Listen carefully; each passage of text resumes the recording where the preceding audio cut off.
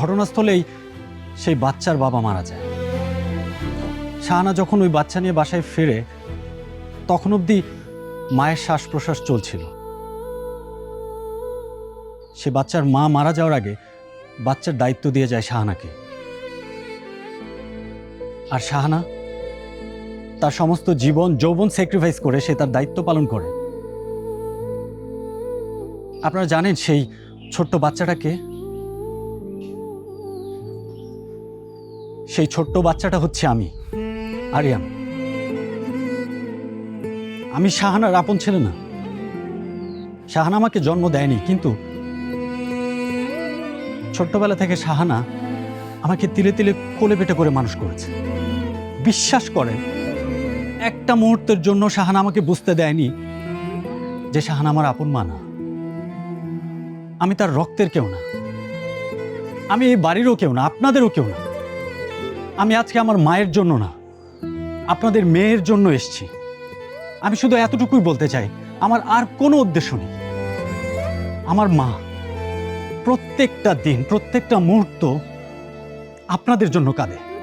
তার শরীরটা পড়ে আছে ওই দেশে, কিন্তু তার মন সবটা জুড়ে আপনারা। কিন্তু আপনারা কোনোদিন জানতেও পারবেন না। তাই আমি আপনাদের কাছে হাত জোর করে শুধু একটা মিনিটই করি, আপনারা তাকে আপন করে নিন। আমি আর পারছি না, তার আহাজারি, তার কষ্ট আমি আর নিতে পারছি না। আমি শুধু আপনাদের কাছে এইটুকু বলার জন্য এসেছি, আমার আর কোনো উদ্দেশ্য নেই। এই বাড়ির ক্ষতি করা, আপনাদের ক্ষতি করা আমার কোনো উদ্দেশ্য নেই। আপনারা শুধু আমার মা তার শেষ আর্তনাদটুকু শুনুন, বাস। আপনাদের কাছে আমার আর কোনো কিছু চাও না, বাস এতটুকুই। আমার শাহানা এখন কেমন আছে, কোথায় আছে? আমি একবার শুধু ওকে দেখতে চাই।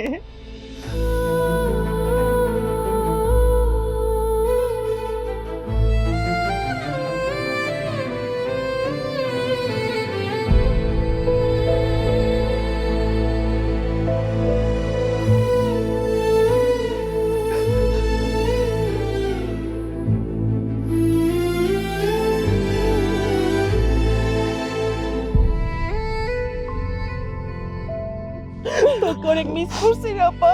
তুই কেমন আছিস? খুব ভালো। আমি অনেক মিস করেছি।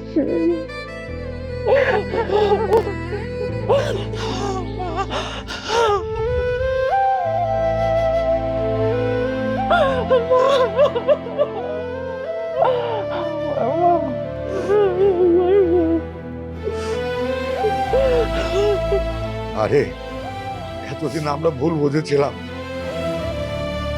এই পুরা খোকাকে মাফ করে দিস। বাবা, এটা বলবেন না। আপনি বরং আমাকে ক্ষমা করে দেন, আমি আপনাকে অনেক কষ্ট দিয়েছি।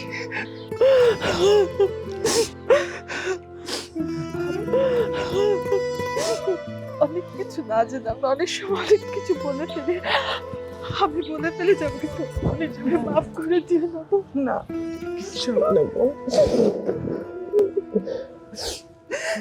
কেমন আছিস তুই? আপা আমি ভালো আছি, তুমি কেমন আছো? এখন খুব ভালো আছি ভাই। কতদিন পর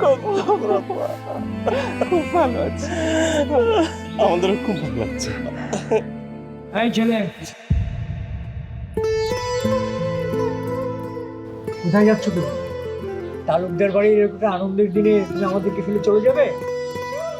এসো।